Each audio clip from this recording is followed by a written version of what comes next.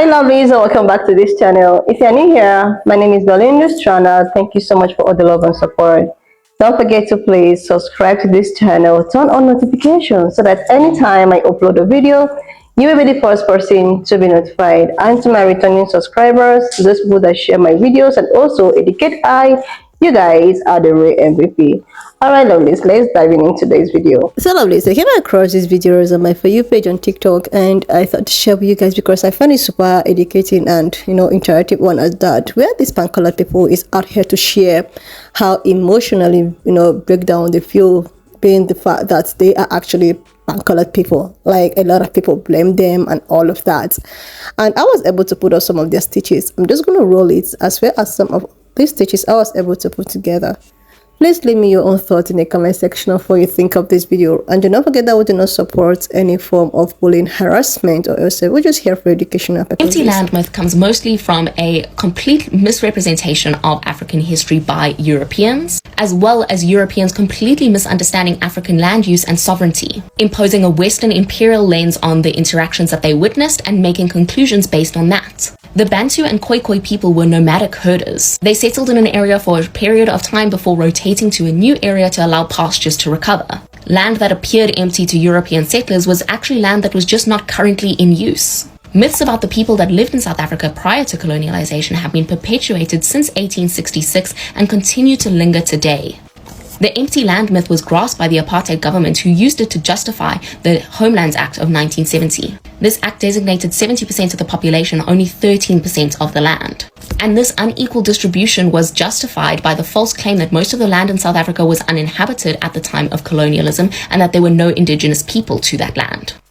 And finally, I want to point out that when people bring up this narrative of the Khoisan are the original inhabitants of this land and Bantu people migrated here just like Europeans did, that they are doing so as a means of deflecting from the impact of colonialism and apartheid. And even if these myths were true, would it really matter? Personally, I don't think so. The Bantu people did not impose an apartheid state on the Khoikhoi and San people. They did not restrict them to living on only 13% of the country's land. They did not implement a system that resulted in them being far more likely to be unemployed and living in poverty today. That was all Europeans. And as white people in South Africa, we need to take accountability for the fact that it was our ancestors who did that to Black Indigenous South Africans, and that it is us who benefits from that legacy. We need to stop trying to deflect and justify when these conversations are brought up. And one last point, it's Khoikhoi and San people. They are two different ethnic groups. So when you say Khoisan without distinguishing between the two, you're really exposing your ignorance. Thanks for bringing up white guilt, because my thesis is actually on this and I've been dying to speak about it. So white guilt is actually a form of collective guilt. And collective guilt can occur when one is part of a social group that has committed some act of wrongdoing.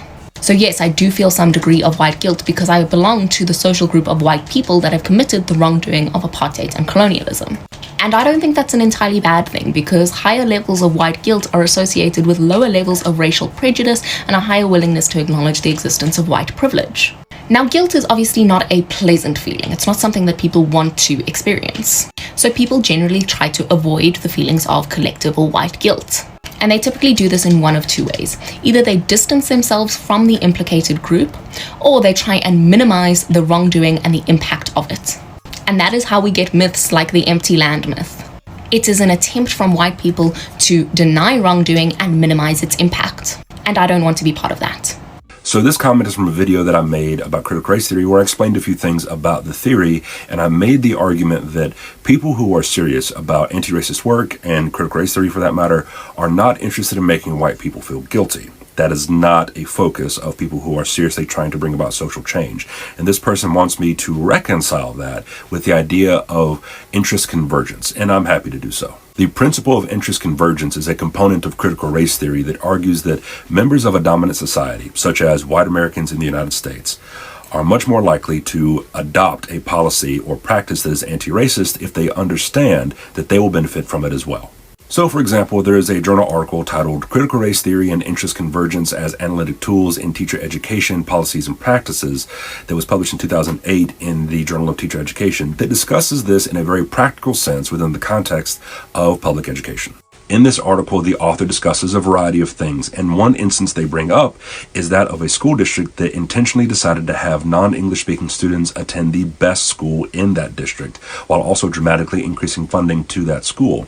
And the point of interest convergence was that the non-English speaking students, most of whom were Latine, received a much better education with much better resources than they would have gotten elsewhere, while the predominantly white American English speaking population at that school gained cultural exposure, increased their cultural competency, while also increasing their foreign language proficiency. In effect, this helped reduce some of the systemic problems that the marginalized community would have faced, while also helping the white American population grow not only as people, but by developing a practical skill of learning another language. The other part of this is that white guilt is not a productive or sustainable social phenomenon for enacting social change. If it were, then the slave owners like Thomas Jefferson, who wrote about how slavery was such a great evil that had to be overcome, they would have let their slaves go. They would have abolished slavery, but they didn't, because whatever guilt that they felt paled in comparison to the material benefit that they gained. Lastly, white guilt takes conversations and efforts that are supposed to be about justice and empathy for marginalized communities and then centers them on the discomfort of white people. All it does is get in the way. It takes something that is supposed to be about helping other folks and makes it about you. That is a kind of narcissism and has no place in serious anti-racist work. Why is it that sensitive white people always resort to feeling guilty about privilege? Like the privilege being afforded us for being white is basic human dignity and an opportunity for success. And white people deserve those things, just like non-white people deserve those things. But we usually end up getting it, or at the very least we are relieved of it less often. People are simply saying that these things should be rights, because rights are all-encompassing, whereas a privilege is something not afforded to everybody, which is what is happening. So to sum up, no one is blaming you, they're just asking you to acknowledge that you are a beneficiary of a system that disproportionately negatively affects certain classes of people. And we should all strive in solidarity to dismantle said system in order to realize the sort of social equality that America is supposedly so fond of. Some people might blame all white people, but they're coming from an indefensible position, so just ignore them. So I'd just like to say that white guilt, that's like not a thing. If you're feeling guilt about being white, that is something that you should probably talk about with your therapist, because like nobody is trying to make you feel guilty about being white. And I would hazard a guess and say that people who do feel guilty about being white, it's not because any, CRT conspiracy to make you feel guilty about things that aren't your fault. Of course it's not your fault. Like, come on. Like, you didn't do slavery. You're not several hundred years old. But, like, the thing is, you benefited from systematic racism. And, like, that's not terrible. Like, it's also not your fault. But you gotta remember that, like, life is not fair. And sometimes people have advantages. Sometimes you have advantages. And that doesn't mean you didn't work hard. It just means that life isn't fair. I've been distracting myself a lot from everything that's going on in the world. It's not really working that well, and also I have been feeling guilty about it. I've been listening to the H3 podcast all the time. I think I listened to it all day yesterday, literally. I started from episode 1. And today I was scrolling on TikTok. It's a bunch of Palestine posts all the time. It's not necessarily a place where I can go to distract myself from it. I am feeling guilty about my privilege. I feel like this is the dumbest video. I feel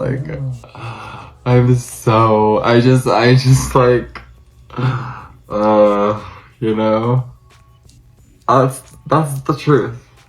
I feel guilty about my white guilt, but on a logical sense, I actually think that it's a good thing to deconstruct whiteness and to realize that it's just a social construct that my ancestors have upheld for centuries in order to oppress other people. do you want me to feel good about that? Like, you know what I mean? Like, do you want me to like think about that and then think that's like great or something? No, I think feeling like a little bit of guilt about it being your ancestors that did that, I think makes sense. So on a logical sense, I'm like, I actually think there's nothing wrong with white guilt. But then on the other hand, I feel like portraying white guilt is like offensive or like embarrassing, annoying. I am a person with a lot of privilege, and I think that when you are a person with a lot of privilege, you come to issues late. I think that's like inherent to privilege. It like blinds you from the oppression that others face because you don't face it yourself. Like, at the end of the day, it's a good thing to learn more about things, and it's a good thing to like educate yourself, and I think it's even like a good thing to feel bad about things that your family used to do, or that your family does do currently, or that you are doing, or that your tax dollars are going to. I've been feeling like pressure to like say more, do better, be better. I guess I've been feeling overwhelmed by it, and then I just haven't been doing anything as a result. Doing nothing is clearly gonna help no one, and distracting myself for the past 3 days or whatever also isn't gonna help anyone. I don't want to like center myself. I feel bad for even like making this video because I don't want to like make it about me or like my feelings. But I also like have feelings, and I'm like a person. I've been feeling like really emotional, and it's really, really sad to see all like the death and destruction happening in Gaza. Elsewhere too, like all over the world, you know, like I feel like I'm seeing so much about like Sudan and Congo. It's all really sad, really upsetting. They have been under threat of violence, state violence, for their entire life. I've never been as scared that my family was getting bombed, you know. I feel like, I mean, that's crazy to say that's a privilege, but it is, you know. I feel like it should be a right. Like, I feel like no one should have to worry about that ever. It's all just really, really sad. Like, hearing about it, it's just like, I just cry, and I just like feel so like there's nothing I can do. And at the end of the day, there's not a whole lot that I can do. But then I feel guilty because I feel like I haven't done enough. But I'm also just like one person. I want to keep making videos, and I want to encourage you guys to look at my links in my bio. Please donate to the families there if you can. I'd really appreciate it. So apparently, lovely, is that this thing that's been going on between the white South Africans and the black South Africans. Like, they have been having this conflict for a very long time. They have been having, you know, misunderstandings, you know, pan-colored people trying to still maintain the thing that, okay, we are the indigenous people of this land, and why the real indigenous people of the land is still, you know, trying to like, okay, you can just come to our home and take away our things. You just have to go back to where you're coming from and do that. It's not as if South African, you know, black people are trying to like, you know, tell these people to go back or chase them or trying to make their life so miserable. The fact is that these, you know, South African, you know, white people are now trying to make it a mandatory that this is their home. They inherited this, and they actually do not want black people to, you know, inhabit the. And this is the problem black South Africans have with these pan-colored people. They don't want them to, you know, live together in peace and harmony, and everyone facing his or her own, you know, daily duties. But these people want to actually, you know, colonize and do whatever they know how to do best. That is why they keep on having one conflict to the other. Nobody wants to, like, you know, succumb and all of that. The South African people, they are the, you know, the people that actually came over there. Their ancestors came over to South Africa and took away people's land, properties, enslaved the, you know, people there. And after slavery was abolished, they decided that they were going to settle there, and that was when they now started to get married, give birth, and all of that. And now they are just trying to like make the black South Africans' life miserable, and they are just, you know, fighting every tooth and nail to actually take over it. Meanwhile, their ancestral family and all of that are down there in the Europe. I don't understand if it's so like, can any black person or African person go down to Europe and start claiming lands and properties and trying to like tell some bank color people living over there to go back to, like, it's just somehow. The thing is that some of these bank color people will just come to a place where they know vividly well that, okay, I don't have any roof here, but they will just want to take it by force and this is what they've been doing all over the years. Seriously. And now a lot of pan-colored people are here talking about how they feel, guilt and all of that, trying to make it seem as if, okay, we are the reason why the world is the way it is. It's not all about feeling guilt. It's not all about feeling, okay, I am the reason why I was just born to this. It's not my fault that I am born into this kind of system. It's not my fault that it was actually my ancestors that did whatever they want to do to the society. That is actually blaming you with what has really happened in the past and what your ancestors or the atrocities your ancestors has actually, committed. It's just that ignoring the fact and try not to acknowledge that, okay, this is what it is. The society is built to actually favor me. I have white supremacy. I have everything at my back and call without trying to pretend as if nothing as such actually exists, thereby blaming black people anytime they want to complain about how they have been treated. And anytime these black people complain, you guys tend to see it as if they are trying to okay, this is a victim mentality thing. That is just the problem a lot of people have with color. Nobody's blaming you that you came out from a mother's womb with a white skin. Nobody's blaming you about that. But to acknowledge the fact that, okay, the system supports me. The system, make me to have such privilege to do one or two things. That is just it. Anyway, lovelies, why not just leave me your own thoughts in the comment section of what you think of this video.